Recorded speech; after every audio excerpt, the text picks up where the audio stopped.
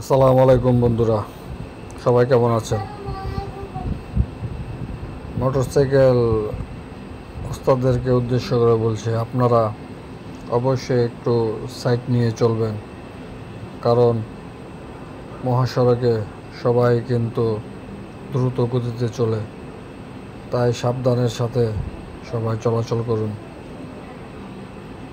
সবারই খুব তাড়াহুড়ো করে যাচ্ছে, আমারও তাড়াহুড়া রয়েছে। সেই উত্তরবঙ্গ থেকে আবার ঘুরে আসতে হবে।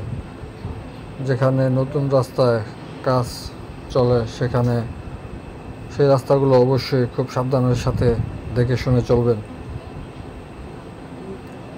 দেখুন, আমিও অবশ্য অনেক দ্রুত গতিতে যাচ্ছিলাম, সামনে গিয়ে আমিও আটকা পড়ে গিয়েছিলাম। তাই যেখানে মেরামতের কাজ চলছে সেখানে অবশ্যই সাবধানের সাথে দেখে শুনে চলবেন। সবারই তারা দেখুন কি অবস্থা।